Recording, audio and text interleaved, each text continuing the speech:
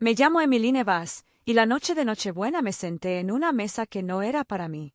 El lugar era impresionante. La luz de las velas cubría manteles color marfil, violines tocando una melodía suave y clásica.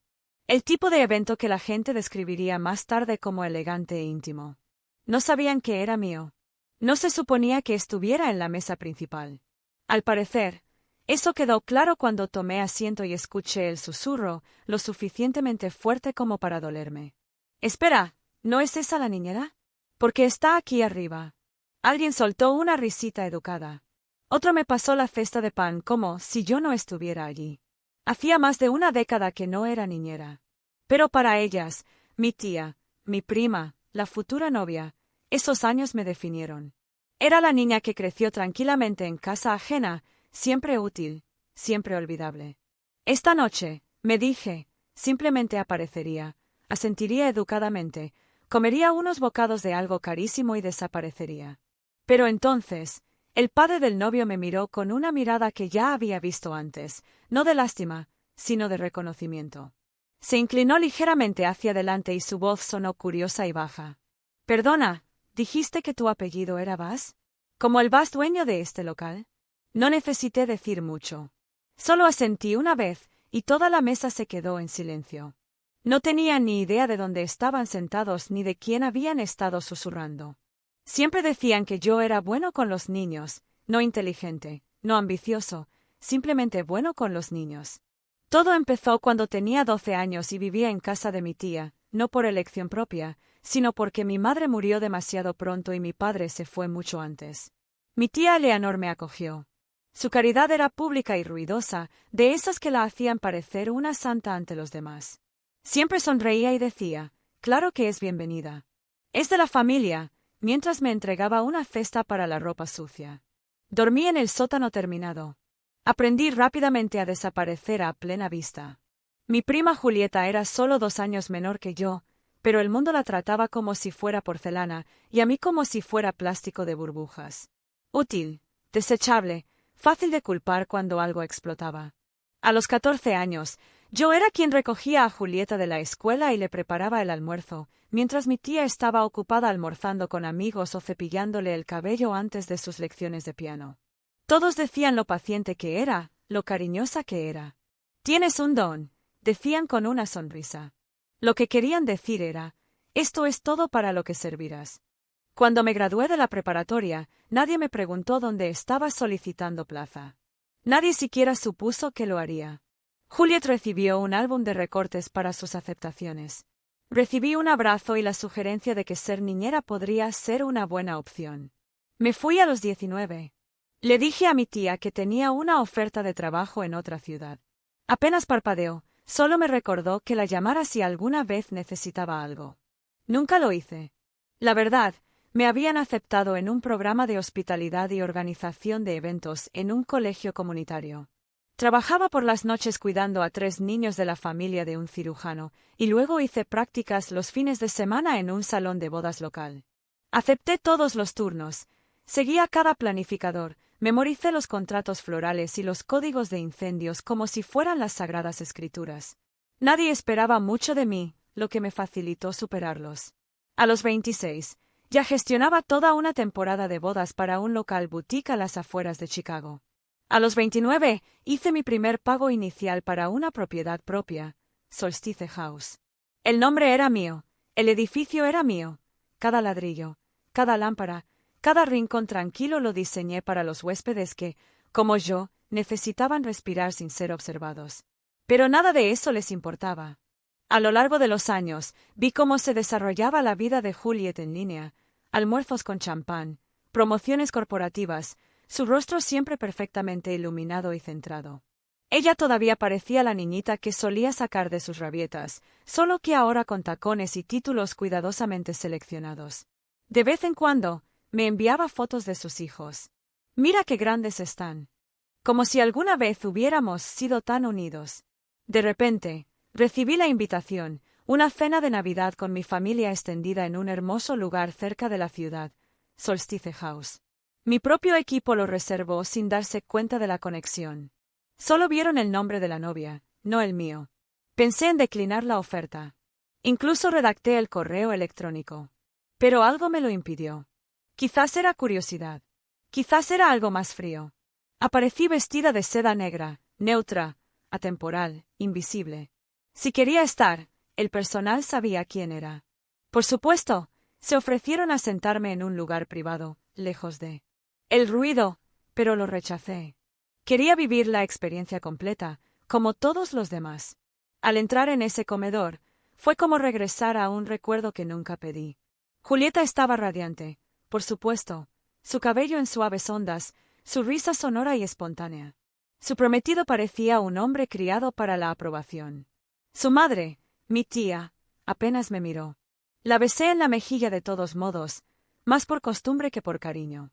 Me sentaron cerca del final de la mesa. Alguien murmuró algo sobre que el personal siempre encontraba la manera de entrar, y luego se rió como si no fuera cruel. Juliet me saludó con la mano. Me alegra mucho que hayas podido venir, Emmy. Ha pasado una eternidad. Emmy, ya nadie me llama así. Sonreí y no dije nada. Había pasado demasiados años dando respuestas que nunca oían. Lo que no sabían, lo que ninguno se molestó en preguntar, era que cada silla en la que se sentaban había sido elegida por mí. El color de las servilletas, el cuarteto de cuerda, el maridaje de vinos, incluso el aroma floral se difundía sutilmente por la sala. Yo lo diseñé todo. Y aún así me miraban como si no perteneciera a la mesa de los adultos. El éxito es más silencioso cuando nadie lo escucha. Después de irme de casa de mi tía, dejé de dar explicaciones a quienes nunca preguntaban. Trabajé, aprendí, construí. Eso fue suficiente. Al principio, ni siquiera soñaba con tener algo, solo quería espacio. Un espacio donde pudiera ser importante, donde no fuera una carga ni un elemento secundario. Así que aprendí a crear ese espacio para los demás. Acepté trabajos que nadie más quería, bodas de invierno al aire libre, reservas de última hora, novias con hojas de cálculo y crisis nerviosas. Me quedaba hasta tarde. Recogía la cristalería yo mismo. Remendaba arcos de flores a medianoche con los dedos congelados. Y observaba cada vez que un lugar no cumplía con lo prometido, demasiado rígido, demasiado descuidado, demasiado impersonal. Tomaba notas. Finalmente, conseguí un pequeño préstamo, no de mi familia, sino de una clienta que creía más en mi ética laboral que en mi currículum. Era dueña de 3 panaderías y decía que le recordaba a ella misma a los 25. Usé el préstamo para comprar un espacio para eventos en quiebra en las afueras de la ciudad. Azulejos agrietados, pintura descascarada, alfombra horrible. Pero tenía estructura. Y silencio, el tipo de silencio en el que crecí. Pero ahora, podía moldearlo. La reconstruí desde cero. Renové cada habitación. Recableé cada centímetro. Y la bauticé Solstice House. El nombre me vino a la mente una noche, caminando por los pasillos vacíos. El día más oscuro del invierno es el solsticio. Y desde allí, la luz regresa lentamente. Me pareció el nombre perfecto para un lugar destinado a albergar comienzos. Solstice House abrió discretamente. Sin gran inauguración. Sin corte de cinta. Solo una boda tras otra. Luego aniversarios. Luego recaudaciones de fondos. Se corrió la voz, no porque gritara, sino porque el servicio hablaba por sí solo. Nunca le puse cara. Dejé que el nombre de la empresa llevara la voz cantante. Incluso cuando abrí un segundo local, 2 años después. Y luego un tercero. Mi nombre quedó en segundo plano. Así me gustaba. Ya no intentaba demostrar nada. Pero la gente como Julieta aún necesitaba creer que no había ido muy lejos. Recuerdo una llamada suya, hace quizás 2 años. Estaba organizando un baby shower y me preguntó si todavía organizaba eventos. Le dije que sí. Ella respondió, «¡Qué lindo! Siempre te han gustado esas cosas». «¡Qué lindo!».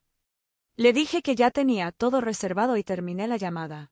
Así que, cuando vi el nombre de Juliet Haven en la lista de reservas para el periodo vacacional de Solstice House, no sentí nada.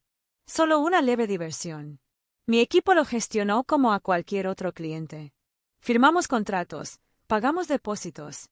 No añadí ninguna nota ni instrucciones especiales. Ni siquiera les dije que la cambiaran de ubicación. Quería ver cómo resultaba. Confirmé mi asistencia a la cena familiar por curiosidad. O quizás algo más frío. Llegué puntual, con la ropa que usaría para reunirme con inversores, sencilla, limpia, discreta. No quería que me vieran, la verdad. Pero tampoco quería esconderme.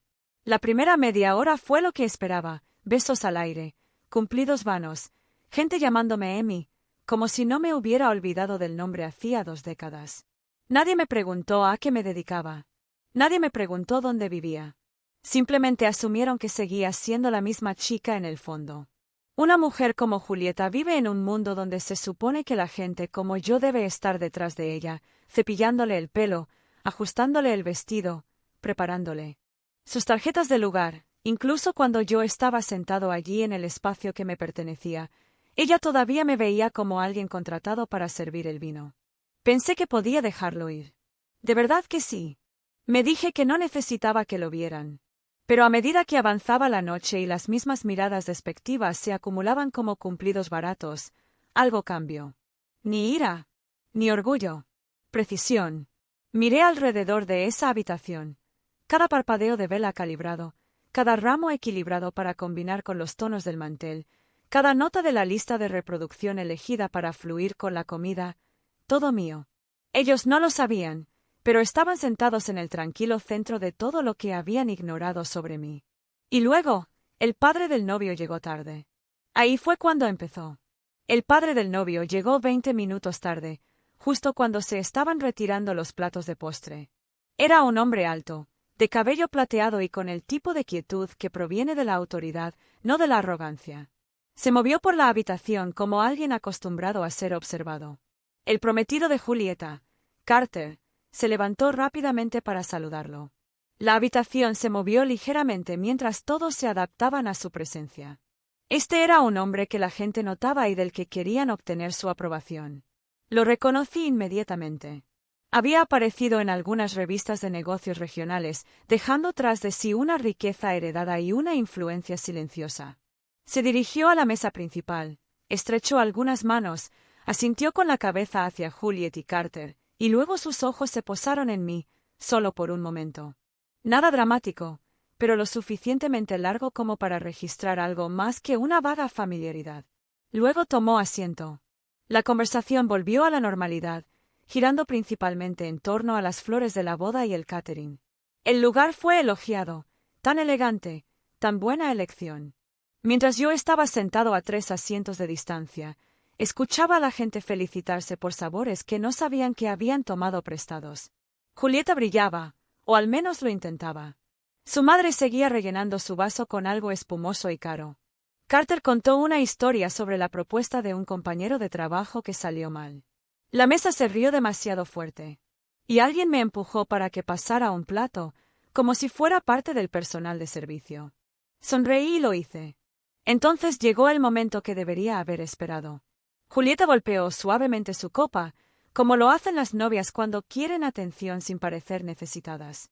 Solo quiero agradecerles a todos por estar aquí esta noche, comenzó, con voz empalagosa y una sonrisa practicada. Esta cena significa muchísimo para Carter y para mí. Ha sido un placer planearlo todo con ustedes. Ella se volvió hacia su suegro. Y, señor Wells, muchas gracias por dedicarnos su tiempo. Sabemos lo ocupado que está. Él asintió cortésmente. Ella continuó. También quiero agradecer a mi familia, especialmente a mi mamá y a mi papá, por apoyarnos. Y, por supuesto, hizo una pausa y señaló vagamente hacia la mesa. Emmy, por estar aquí. La gente aplaudió suavemente. Luego añadió con una suave risita. Le dije a Carter que ella prácticamente me crió, ¿no? Ella miró a su alrededor con ojos brillantes. Nuestra propia Mary Poppins. Algunas personas se rieron. Mi tía dio un suspiro nostálgico, como si no fuera la 100ª vez que reducía mi vida a un cálido recuerdo. ¿Y quién sabe? Julieta dijo, sonriendo dulcemente. Quizás Emmy también ayude a reunir a las niñas de las flores el próximo fin de semana, ¿no? Más risas. Y ahí fue cuando algo dentro de mí hizo clic. No se rompió. No explotó. Simplemente hizo clic, como una caja fuerte que se abre desde dentro. No me inmuté. No miré fijamente. No toqué mi vaso ni me moví en el asiento. La miré fijamente, El tiempo suficiente para que su sonrisa parpadeara, apenas, como si hubiera captado algo desconocido en mi rostro. Entonces el padre del novio se aclaró la garganta. No era un ruido fuerte, pero era deliberado, el tipo de sonido que silencia una habitación sin alzar la voz. Se inclinó ligeramente hacia adelante, miró a Julieta, luego a mí y dijo: «Disculpe», dijo que su nombre era Emi. Julieta parpadeó. «Bueno, Emmeline. Pero a ella no le importa, siempre ha sido como de la familia». Se volvió hacia mí con las cejas arqueadas, sin mala intención, pero con actitud alerta. «Perdóname, Emmeline Vas». La mesa se quedó quieta. Asentí una vez. «Sí». Un ritmo. Entonces sonrió, lenta y aturdida. «Bueno, esto es incómodo», dijo, reclinándose en su silla. «Mi empresa intentó comprar este local el otoño pasado. Su equipo de adquisiciones nos lo impidió». A Julieta se le cayó el tenedor. Miró alrededor de la habitación y luego hizo un gesto hacia arriba. «Todos conocéis este edificio. Es propiedad de Solstice Group, ¿verdad?» Miradas vacías. Emmeline Vas es la fundadora y accionista mayoritaria. Silencio. Sentí cómo cambiaba la temperatura en la habitación, como si alguien hubiera abierto una ventana y hubiera dejado entrar el aire invernal. Mi tía estaba congelada. Juliet estaba pálida, como si alguien le hubiera quitado el suelo de debajo. El padre del novio se rió suavemente y levantó su copa hacia mí. Creí que iba a ser el anfitrión de la cena esta noche. Resulta que solo soy un invitado. La habitación no sabía cómo respirar, y yo me quedé muy quieta. Ni petulante, ni cruel, solo segura. Al fin y al cabo, no había venido para que me vieran. Pero ahora que lo hacían, no pensaba en cogerme. El silencio que siguió a su brindis no pareció una conmoción.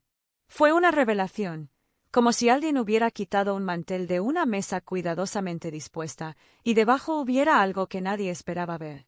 Nadie sabía qué decir, ni siquiera Julieta. Y Julieta siempre tenía algo que decir. Me miraba como si intentara hacer cálculos en tiempo real, intentando encajar a la Emmeline que acababa de imitar en la versión que ahora estaba sentada a 3 sillas de distancia, la dueña del edificio, el personal, el aroma en el aire.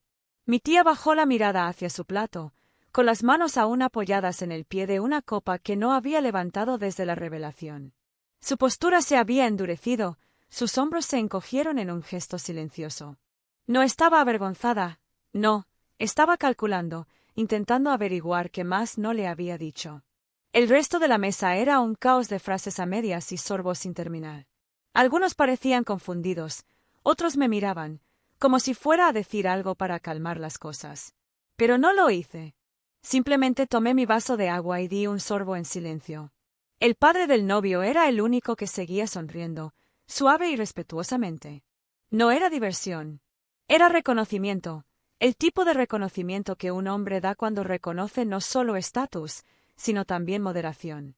Había visto a gente ostentar su poder.